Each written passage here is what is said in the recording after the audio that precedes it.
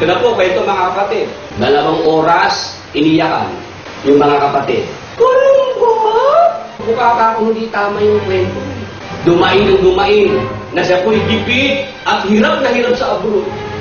2 oras po yun, talagang iyakan ng iyakan. Iyak-iyak na rin po yung mga kapatid. Habang umiyak, bumubulot na po ng pera. Kulong ko? Mukha ka kung hindi tama yung kwento. Ano? Yun ay bukod pa sa abroad yun mga kapatid. Nagbigay na muna yung mga nag-iyakan. Ano? Kinabukasan mga kapatid, nagpa-meeting naman sa Cuneta, Astrodome. Inipon po yung mga kapians. May entrance fee na 300 pesos. Kulong ko? Mukha ka kung hindi tama yung kwento. Tapos, yung mga dumalo po, mga 2,000 heads. Di ito ngayon yung bise. Mga kapatid, nandiyan na lang din kayo. Di mag-isang bagsakan tayo dito ngayon. Kulong ko? Mukha ka kung hindi tama yung kwento. Nakapagbigay na. Pagdating po nung sumunod na linggo, ito na po kwento. Ito na po kwento. Ito na po kwento. Ito na po kwento. Mga kapatid, makinig po kayo, pati ito sa hook up. Ito na po kwento. Yun daw pong mga pera na dadalhin sa abroad, naharang sa airport. Kulong ko? Mukha ka kung hindi tama yung kwento.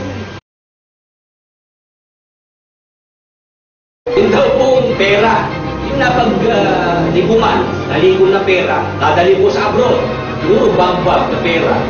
Ano, naharang sa airport, sabi ko naman. Kung totoo yan, bakit hindi nabalita? Sa TV, sa radyo, o kaya sa internet. Di ba, pagka merong babae ka, merong drugs, no, nasabat sa airport, balita yan eh. O kaya baril, nasabat sa airport, balita agad ng tutok yan. Itong mga kapatid, malaking halaga ng pera, nasabat sa airport. Sabi ng mga kapatid, pag hindi bang tubang, pag hindi na sa bangko padaanin, pag dadalhin bagbag yung pera. May batas, pag maglalabas ka ng pera, Philippine money, pinakamalaki na, 10,000 pesos. Nasa aeroplano raw yung sugo. No? Biyahe. Nagkaroon daw po ng aksidente, muntik na raw pong mag-plane crash. Nabalita ko yan, ewan ko kung nakarating sa inyo. Kaya, ang sabi po, kung ka, naligtas ang mga sugo dun sa plane crash, sa plane crash, sa plane crash, sa plane crash, sa plane crash.